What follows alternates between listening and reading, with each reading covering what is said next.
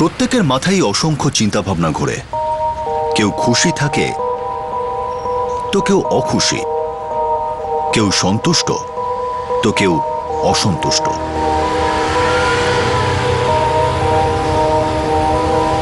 কারো মুখ দেখে কি তার মাথায় কি চলছে তা জানা সম্ভব?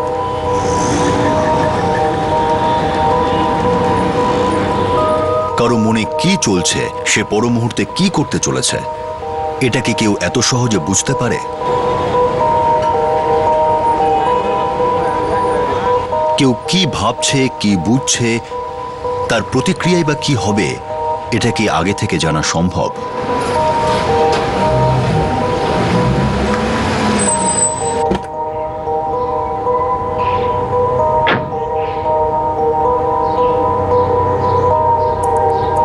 জিনিসগুলো তাড়াতাড়ি গুছিয়ে নে, আর না ভুলে আমাকে রোজ ফোন করবে। ওকে? আচ্ছা এবার চলো, ট্রাফিক বেড়ে গেলে দেরি হয়ে যাবে। ঠিক আছে, এসো এসো। বাই মা। বাই মা। Bye bye bye.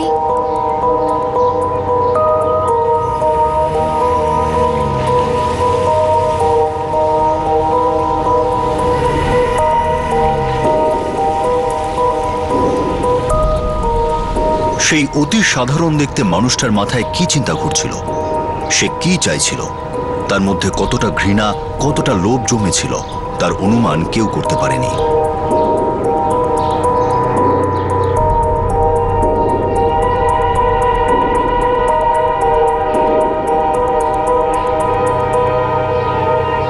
বিল্ডিং এর সিকিউরিটি গার্ডও অনুমান করতে পারেনি যখন তারা বিল্ডিং এর মধ্যে ঢুকেছিল।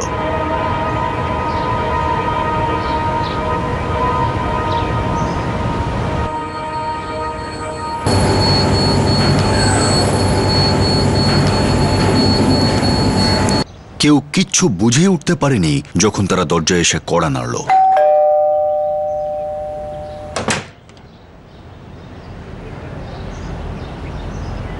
দীপা রাঠি তো একেবারেই অজ্ঞাত ছিল। সে বিনা ভয়েই তাদের দেখে দরজা খুলে দিল। অপরাধের পর কোন অপরাধী নিজের থেকে ধরা দেয় অধিকারী? সব অপরাধী পালিয়ে যায়। দেখি কতদূর পালাতে পারে। এত লোকের মধ্যে কোথায় লুকাবে, কোথায় যাবে? আমরা ওর ছায়া হয়ে ওকে আসল জায়গায় পৌঁছে দেব, গড়াদের পেছনে। 2012-র 12 জুলাই অপরাধ ডিটেক্ট হলো যখন অরুণ রাঠি তার বাড়িতে ফিরলেন। কি ছিল সেই অপরাধ? তারা খুব সাধারণভাবেই তাদের ঘরে ঢুকেছিল আর খুব সাধারণভাবেই বেরিয়ে গেল। কিছুতেই জানা যাচ্ছিল না যে তারা কেন এসেছিল আর এত সহজে তারা বেরিয়ে গেল কি করে।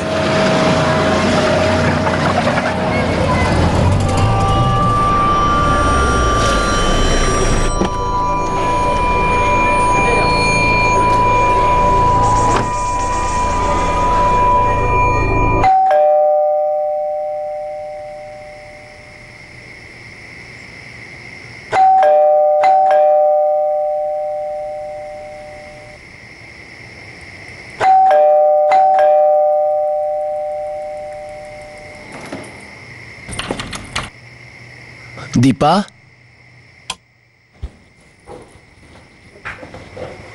পুরো ঘর অন্ধকার হয়ে আছে।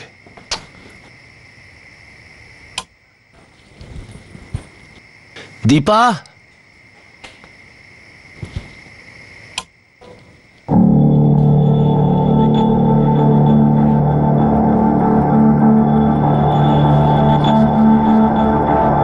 দীপা,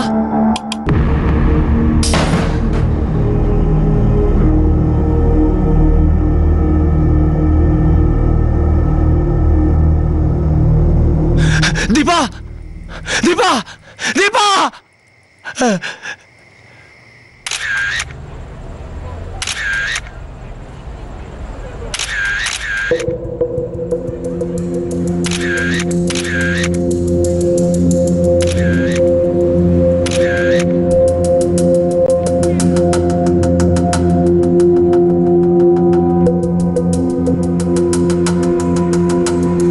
আমার 2 মেয়ে আমেরিকা চলে গেছে। আমিও বাড়িতে ছিলাম না। আপনি আমাদেরকে বলুন, আপনি যখন ভেতরে ঢুকলেন কি দেখলেন? আপনি সবকিছু ঘটে যাবার পর আমি এসেছি, সব শেষ হয়ে গেল। কোথায় গেছিলেন আপনি? আমার জুয়েলারির শোরুম আছে কাছেই। রোজকার মতো আজকেও ফেরবার পর কেউ যখন দরজা খুললো না তখন আমি নিজেই চাবি দিয়ে খুললাম, আর চারিদিকে অন্ধকার ছিল। আমি ওকে ডাকতে ডাকতে বেডরুমের দিকে এলাম, আর স্যার, ঘর পুরো লন্ডভন্ড করে রেখে গেছে। ওনার একটা জুয়েলারির দোকান আছে, বাড়িতে হয়তো অনেক জুয়েলারি রেখেছিল। এখন কি কি খোয়া গেছে সেটা তো আমাদের উনিই বলতে পারবেন। স্যার, কোনো ফোর্স এন্ট্রি নেই, কোনো এরকম চিহ্ন পাওয়া যায়নি যেখান থেকে এটা প্রমাণ করা যায় যে খুনি জবরদস্তি ঘরের মধ্যে ঢুকেছিল। দীপা রাঠির মৃতদেহ আমরা বেডরুম থেকে পাই। মনে হচ্ছে ওনাকে বেডরুমেই খুন করা হয়েছে। দীপা দেবী নিজে গিয়ে দরজা খোলেন, একজন ভেতরে ঢোকে বা কয়েকজন, আর তারপর বেডরুমে দীপা রাঠিকে খুন করা হয়।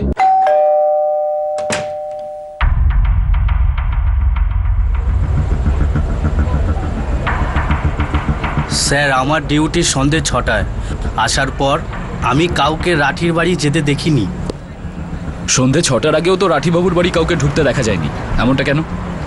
যদি তুমি সন্ধ্যে 6টার সময় ডিউটিতে আসো, তবে দিনে ডিউটি কার ছিল? স্যার, আমার আগে বিশ্বাস এখানে ডিউটি করছিল।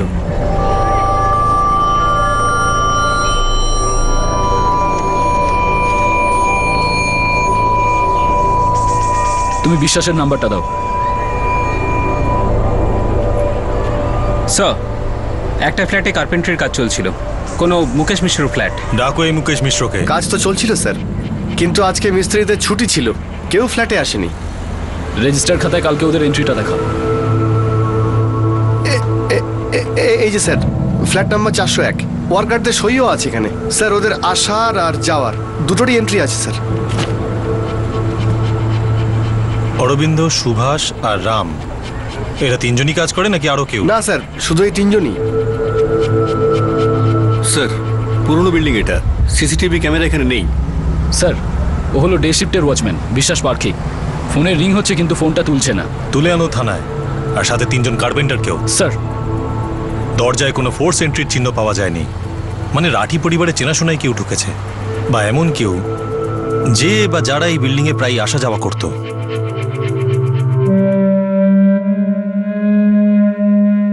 হ্যাঁ মা, যেটা প্রথম ফ্লাইট পাবি সেটা ধরে চলে আয়।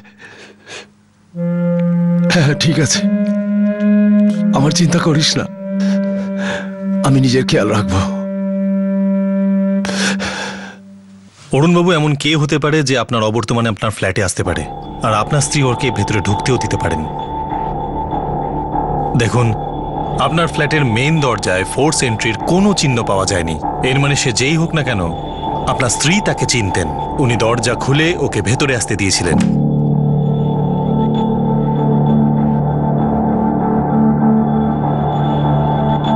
স্যার, দীপা দেবীর মোবাইল সুইচ অফ, আর বাড়িতেও নেই।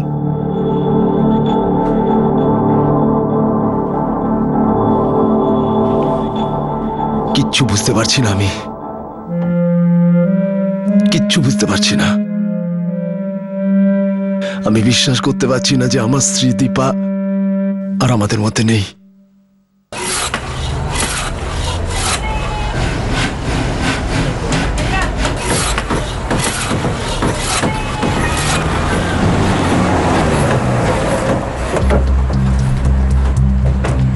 তুমি লোকেশ বর্মা?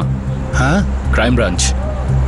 হ্যাঁ স্যার, কি হয়েছে? তোমার মিস্ত্রি অরবিন্দ, সুভাষ আর রাম কোথায়?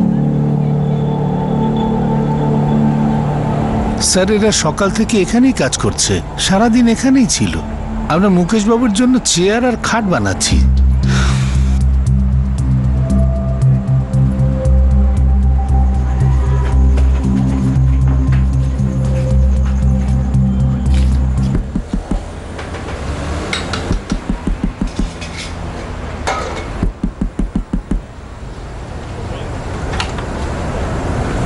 তোর নামে বিশ্বাস? হ্যাঁ আমি। Crime branch. ফোন কেন তুলছিলি না? হ্যাঁ,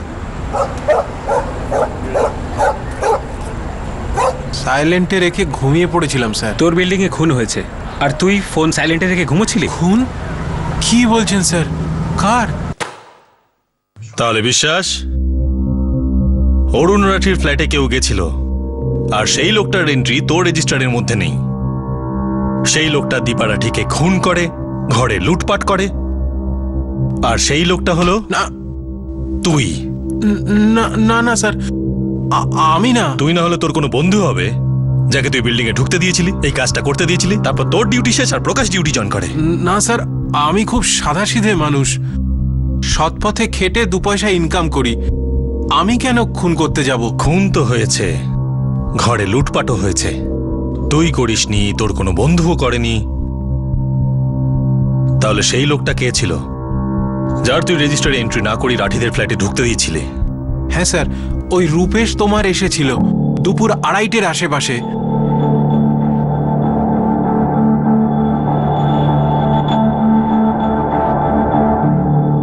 রূপেশ আগে রাঠিবাবুর ওখানে রান্নার কাজ করত, এই প্রায় 1.5 বছর আগে।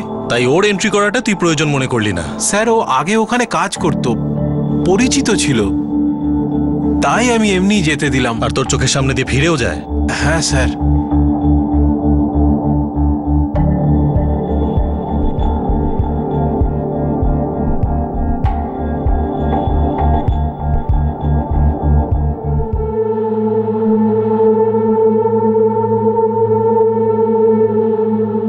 তুই ঠিক বলছিস তো নাকি মন গড়া কোনো গল্প শোনাচ্ছিস? স্যার, আমি গরিব, পাগল নই যে আপনাকে মিথ্যে কথা বলবো, তাও আবার খুনের ব্যাপারে। তুই আটকাসনি বলেই তো এই খুনটা হয়েছে। তোর চোখের সামনে দিয়ে ঢুকলো, বেরিয়ে গেল, আর তুই কিছু বললিও না। আরে কিছু বলা তো দূর, তুই তো এন্ট্রিও করিস। ভেবেছিলাম দীপা ম্যাডাম কোনো কাজের জন্য ডেকেছে, ও তো আগেও ওখানে কাজ করতো। তবু তোর কিন্তু এন্ট্রি করা উচিত ছিল বিশ্বাস।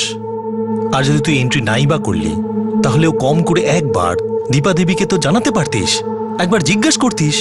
ভুল তো হয়েছে আমার, কিন্তু আমি ভাবতেই পারিনি যে রূপেশ এরকম কিছু একটা করবে। সত্যি বলছি স্যার, আমি এ ব্যাপারে কিচ্ছু জানি না।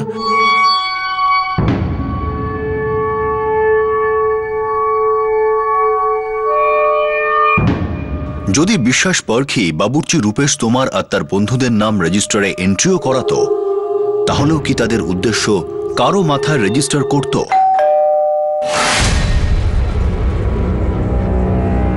যখন দীপা রাঠি দরজা খুলল, তখন সেও তার উদ্দেশ্য বুঝতে পারেনি। দীপার মৃতদেহ বেডরুমে পাওয়া যায়। তারা যখন ভিতরে এলো, তখনও দীপা তাদের উদ্দেশ্য একটুও টের পায়নি। আমরা এটা বলছি না যে অপরাধ ঠেকানো যেত, কিন্তু যদি ভেবে দেখা যায়, তাহলে ওই লোকগুলোকে রাঠি পরিবারের ফ্ল্যাটে যাওয়ার থেকে কি আটকানো যেত না? এরকম কি হতে পারত যে তাদের জন্য দরজাই খোলা হলো না?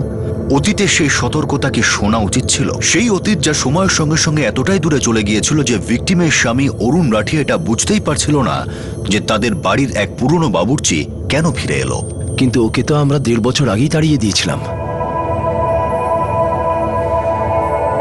ও ফিরে এলো কেন? আর যদি ফিরেও আসে, দীপা ওদের ভিতরে ঢুকতে দিল কেন? এই প্রশ্নের উত্তর তো একমাত্র আপনিই দিতে পারবেন।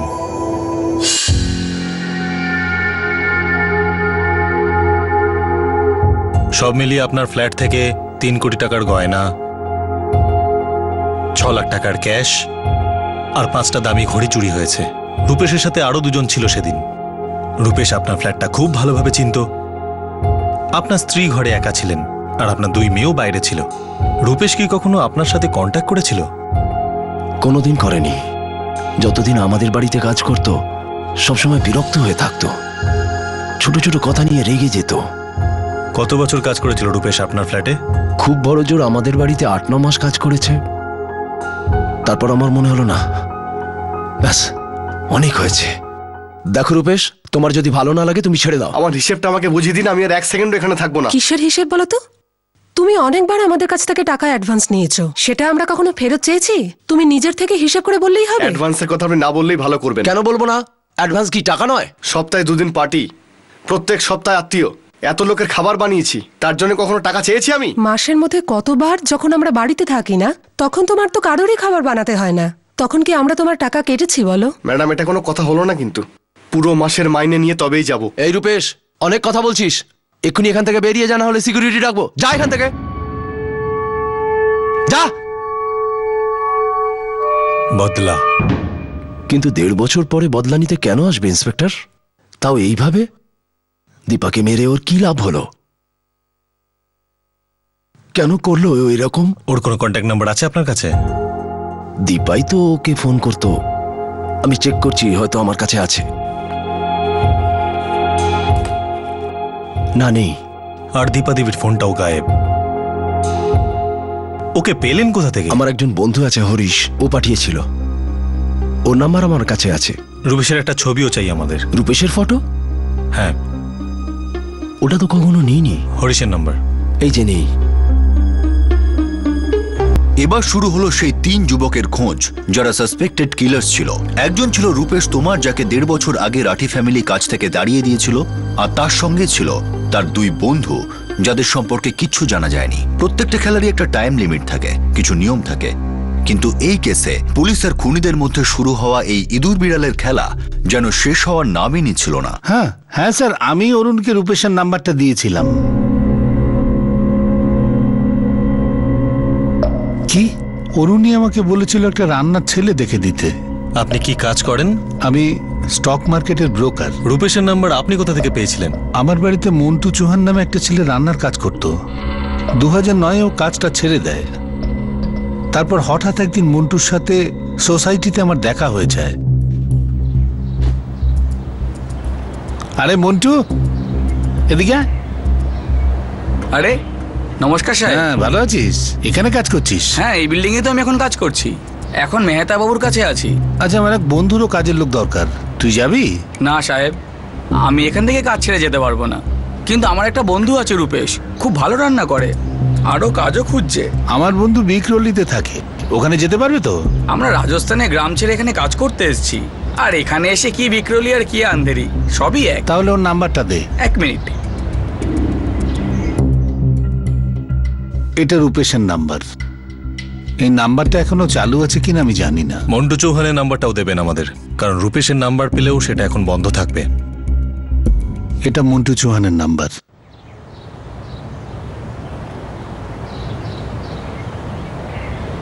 স্যার, আমি এয়ারপোর্টের জন্য বেরিয়ে যাই? আরে হ্যাঁ, মেয়েদের ফ্লাইটের সময় হয়ে গিয়েছে, যাও তুমি তাড়াতাড়ি যাও।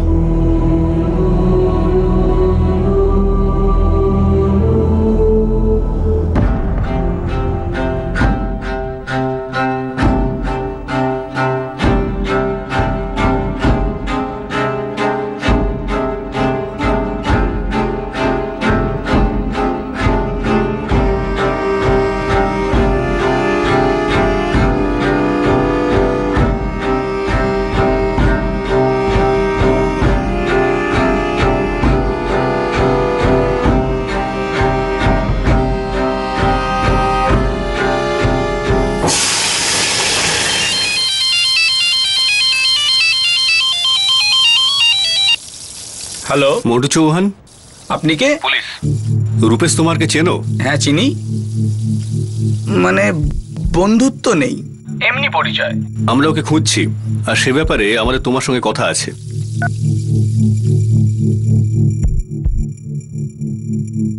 হ্যালো, পিএসআই অধিকারী বলছি, ক্রাইম ব্রাঞ্চ থেকে। একটা নম্বরের লোকেশন ডিটেলস চাই। 44467876। রূপেশ তোমারের নাম্বার। মার্ডার কেস, খুব আর্জেন্ট। স্যার, বাড়ির অ্যালবাম চেক করেছি আমি, ওখানে একটা ফটোয় আছে রূপেশ।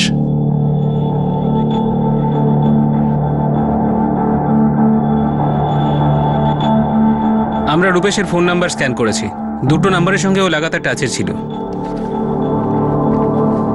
মার্ডারার লুট করার সময় রূপেশের সঙ্গে আরো 2জন ছিল। যে 2টো লোকের সাথে ও কন্টিনিউ যোগাযোগ রেখেছিল তারা ললিত সিং আর পঙ্কজ সোলাঙ্কি। স্যার, 2জনের নাম্বারই বন্ধ আসছে, আর এই ললিত সিং আর পঙ্কজ সোলাঙ্কি 2জনের নাম্বারই রাজস্থানের, যেমন এই রূপেশের নাম্বারটা। সুইচ অফ করার আগেই 3জনের লাস্ট লোকেশনটা জানতে হবে। আমার রূপেশের সাথে হঠাৎই দেখা হয়েছিল। আচ্ছা, হঠাৎই? কোথায় দেখা হয়েছিল এভাবে? রাজস্থানের ধলপুর এলাকা সারাংপুর অঞ্চলের ছেলে রূপেশ। আমি ওর পাশের গ্রামেই থাকি, ও এখানে কাজ খুঁজছিল।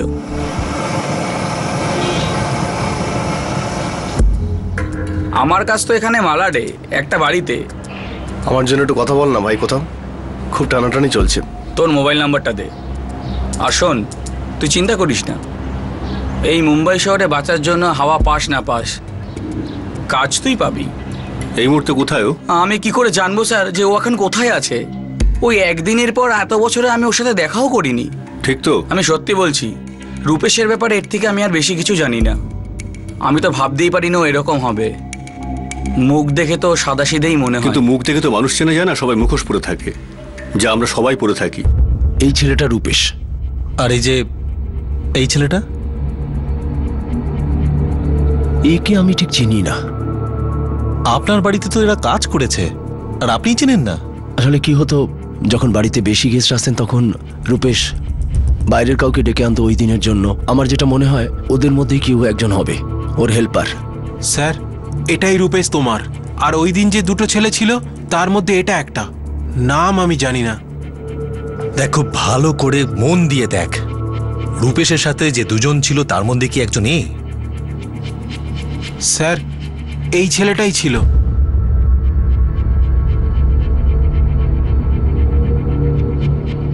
তাহলে আরেকজন কে ছিল? জানি না স্যার। যে দুটো নাম্বারের সাথে রূপেশ টাচে ছিল সেই নাম্বারগুলো কোনো ললিত সিং আর পঙ্কজ সোলাঙ্কির। আমাদের তিনজন সাসপেক্ট। এ হলো রূপেশ, যার ব্যাপারে আমরা জানি, আর যার শুধুমাত্র মুখটা আমরা চিনি। এর নাম হয়তো ললিত বা পঙ্কজ হবে। আর ওই যে সেকেন্ড নাম্বারটা, ওটা আমাদের তৃতীয় সাসপেক্টের। আর এও অরুণ রাঠির ফ্ল্যাটের কোনা কোনা চিনত, যদিও অরুণবাবু বলছেন যে উনি একে চেনেন না। স্যার, এই হলো রূপেশ তোমার, ললিত সিং আর পঙ্কজ সোলাঙ্কির নাম্বার। স্যার, এদের তিনজনের নাম্বারই 12 জুলাই দুপুর 3টে নাগাদ বন্ধ হয়ে গেছিল। আর 12 জুলাই দুপুরেই ক্রাইমটাও হয়েছিল স্যার। ফোন সুইচ অফ হওয়ার আগের লোকেশনটা কি দেখাচ্ছে? বিক্রোলি স্যার, যেখানে মিস্টার রাঠি থাকেন। স্যার, তিনজনের অ্যাড্রেস রাজস্থান। মন্টু চৌহান বলেছিল এ রূপেশ রাজস্থানের ধলপুর জেলায় থাকে, গ্রামের নাম সারংপুর। স্যার, বাকি দুজনের অ্যাড্রেসও সেম, জেলা ধলপুর, গ্রাম সারংপুর। স্যার, এই ললিত আর পঙ্কজের ফটো আমরা সিম কার্ড ফর্ম থেকে পেয়ে যাব।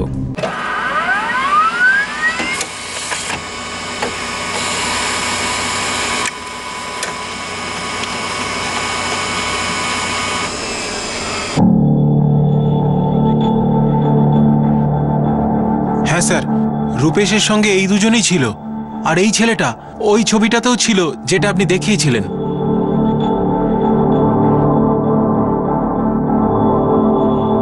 রূপেশ তোমার, ললিত সিং, পঙ্কজ সোলাঙ্কি, এরা তিনজনই আপনার স্ত্রী দীপাদেবীকে খুন করেছে আর লুটপাটও করেছে।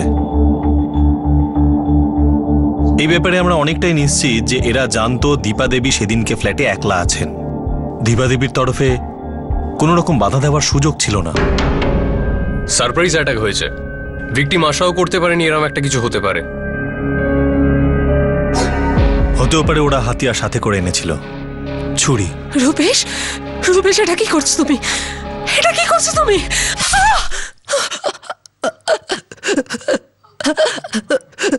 ভিকটিমের কাছে রিয়্যাক্ট করার সময়ও ছিল না, চেঁচাতেও পারিনি।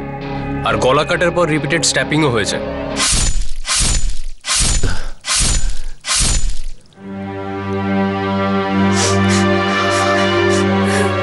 একটা কথা বুঝতে পারছি না যে দীপা দরজাটা খুললো কেন? দীপাদেবী বুঝতে পারেনি ওদের উদ্দেশ্যটা কি ছিল, তবুও দীপাদেবীর ওদের ঘরে ঢুকতে দেওয়া উচিত হয়নি। কিন্তু 1.5 বছর পরে কেন ফিরে এলো? টাকার গন্ধ অনেকদিন থাকে অরুণবাবু। সেই 8 মাস ধরে যখন ও ওখানে কাজ করত, ও সব কিছু দেখে নিয়েছিল, যে আপনি কোথায় কি রাখেন, কোথা থেকে আসছে, কোথায় যাচ্ছে, ক্যাশ, গয়না, দামি জিনিসপত্র। তার মানে আপনি বলতে চাইছেন যে এতদিন ধরে ওরা প্ল্যানিং করছিল? পসিবিলিটি তো আছে। ওদের তিনজনকে ধরতে পারলে পুরো ছবিটা আমাদের সামনে আসবে। কি হয়েছিল, কিভাবে হয়েছিল, কি উদ্দেশ্য ছিল, কি প্ল্যানিং ছিল, চুরি করা জিনিস নিয়ে ওরা কি করলো। রূপেশ তোমার, ললিত সিং আর পঙ্কজ সোলাঙ্কি, এই তিনজন ছাড়া এই কেসে আর কোনো সন্দেহভাজন ছিল না। আর এই তিনজনের কাছে পৌঁছানো বিশাল মুশকিল হয়ে উঠেছিল। পুলিশ কি না করেছিল, শহরের প্রতিটা এক্সিট রুট সিল করলো, প্রতিটা কন্ট্যাক্ট, প্রত্যেকটা লিঙ্ক ব্যবহার করলো। কিন্তু এই কেস এমন একটা কেসে প্রমাণিত হলো যেখানে ক্রিমিনাল যেন অদৃশ্য হয়ে গেছে, উধাও হয়ে গেছে। যোশী, কদম, তোমরা দুজন রাজস্থানে যাওয়ার জন্য তৈরি হও, সাথে বেস্ট টিম নিয়ে যাবে। স্যার। অধিকারী, এই তিনজনের সাথে যার যেরকম সম্পর্ক আছে, বন্ধুত্বের, শত্রুতার, সবাইকে নিয়ে এসো। স্যার।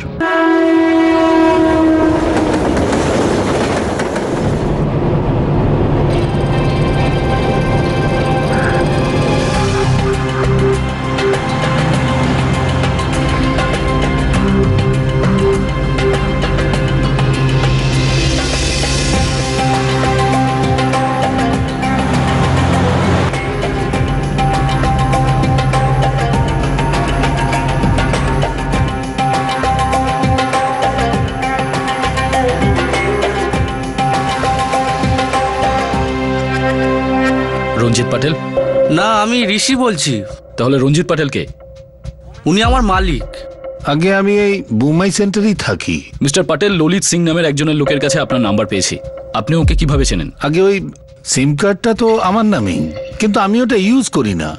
এটা তো আমি আমার এই কাজের ছেলে ঋষির জন্য কিনেছিলাম। স্যার, আমি ললিতকে চিনি। ও আমার মতো রাঁধুনি। ওর বাড়ি আমার পাশের গ্রামে। ললিত এখন কোথায়?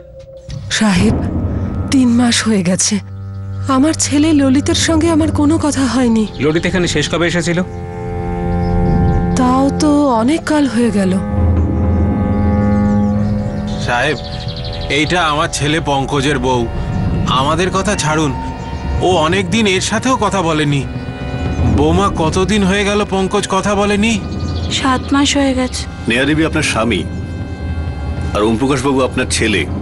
পঙ্কজ সোলাঙ্কি খুনের অপরাধে ওয়ান্টেড। দেখুন ওমপ্রকাশ বাবু, আপনারা এই কথাটা ভালো করে বুঝে নিন। পঙ্কজ আমাদের যত বেশি দৌড় করাবে, আমরা ওকে তত বেশি শাস্তি দেব। আর এই কথাটা আমি আপনাকেও বলছি, আমাদের কাছে কিচ্ছু লুকাবেন না, কিচ্ছু না। আমার ছেলে ললিত আমার কথা একটুও ভাবে না। ওর মা বাঁচলো কি মরলো তাতে ওর কিচ্ছু যায় আসে না। আর এখন আপনি বলছেন যে ও কাউকে খুন করেছে? খুনের সঙ্গে সঙ্গে প্রচুর টাকা এবং গয়নাও লুট করেছে। কি? যদি ওর সাথে আপনার দেখা হয় বা কথা হয়, আমাদের অবশ্যই জানাবেন, এতেই সবার ভালো হবে।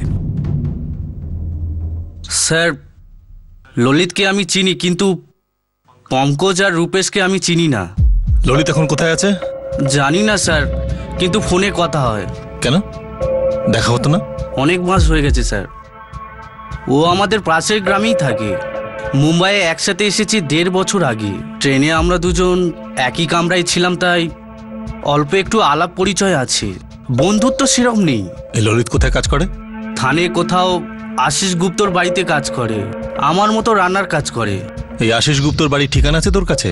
না স্যার, ঠিকানা বলতে পারবো না, কিন্তু আমি নিয়ে যেতে পারবো। ললিতের সাথে একবার দেখা করতে গিয়েছিলাম। সাহেব, রূপেশ 4 মাস আগে এসেছিল, যখন ওর বউ শিল্পার শরীর খারাপ ছিল। শিল্পা দেবী, আপনার স্বামী রূপেশ মুম্বাইতে এক নিরীহ মহিলাকে প্রাণে মেরে ফেলেছে, আর তারপরে ওর বাড়িতেও লুট করেছে নিজের 2 বন্ধুর সঙ্গে। আমার সাথে তো 4 মাস হয়ে গেল, কোনো কথাও বলেনি ফোনে। সাহেব, আমার রূপেশ এরম নয়। কিন্তু যে মহিলাকে ও খুন করেছে, আগে ও ওখানেই কাজ করত। তারপর টাকা পয়সা নিয়ে মালিকের সঙ্গে ঝগড়া হয় আর ওকে কাজ থেকে বের করে দেওয়া হয়। এটা প্রায় 1.5 বছর আগেকার কথা। তারপরে ও কোথায় কাজ করত? আমরা কিচ্ছু জানি না সাহেব। 1.5 বছরে 3-4 বার গ্রামে এসেছিল। এখন ওর বউ গর্ভবতী, সেই জন্য 4 মাস আগে মুখ দেখিয়েছিল। ওকে না দেখেই ওর আসল চেহারা আমরা দেখে ফেলেছি। যথেষ্ট ভয়ঙ্কর। তাই ওই চেহারাটা লুকোনোর চেষ্টা করবেন না। এমনিতেই ও মুশকিলে পড়েছে, ওটাকে আর খারাপ করবেন না।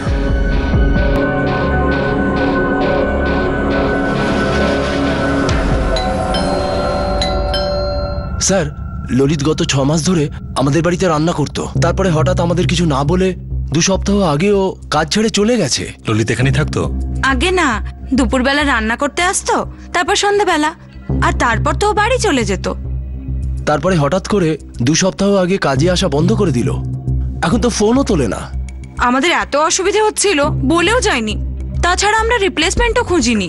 এখানকার আগে ও কোথায় কাজ করতো?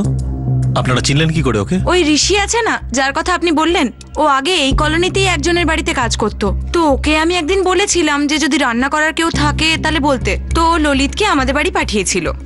রূপেশ তোমার, ললিত সিং আর পঙ্কজ সোলাঙ্কি 3 জনের বাড়ির লোকের সঙ্গে কথা হয়েছে। আর এরা 3 জনই ফ্যামিলির সাথে কোনো কন্ট্যাক্ট করেনি? হ্যাঁ স্যার, কিন্তু আমরা 3টে বাড়িকে সার্ভিলেন্সে রেখে দিয়েছি। আমি আর তরুণ ভীষণভাবে নজর রাখছি। বিশেষ করে রূপেশের বাড়ির উপর নজর রাখো। তরুণ বলছিল ওর স্ত্রী 6 মাসের প্রেগনেন্ট। ও বাড়িতে নিশ্চয়ই কন্ট্যাক্ট করবে। Yes sir. স্যার, শহরের জুয়েলারি অ্যাসোসিয়েশন আমাদের সাহায্য করবে বলেছে। মুম্বাইয়ের প্রত্যেকটা দোকানে নোটিশ পাঠিয়ে দিয়েছি। কেউ যদি গয়নাগুলো বিক্রি করতে আসে, আমরা তখনই জানতে পারবো। 6 লাখ টাকা ক্যাশ আছে ওদের হাতে।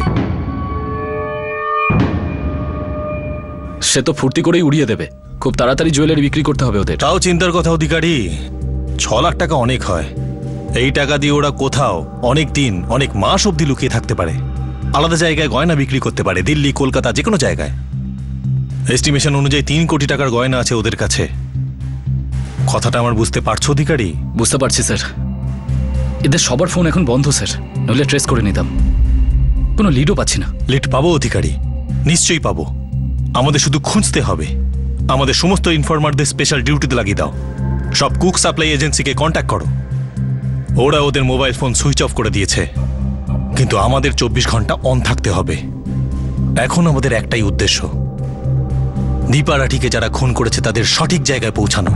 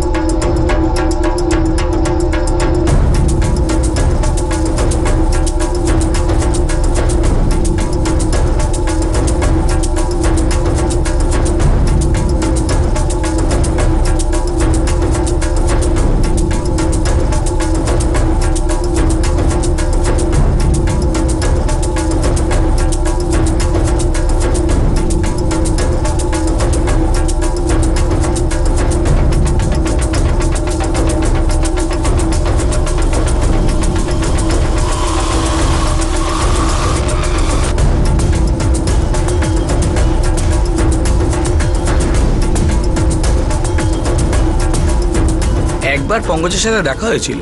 ও আমার মতন বাড়ি বাড়ি রান্না করে। কার বাড়ি রান্না করে? ওই চিঙ্গুলের অনিল দেশাইয়ের বাড়িতে। পঙ্কজ ওখানেই থাকে আর রান্নাও করে।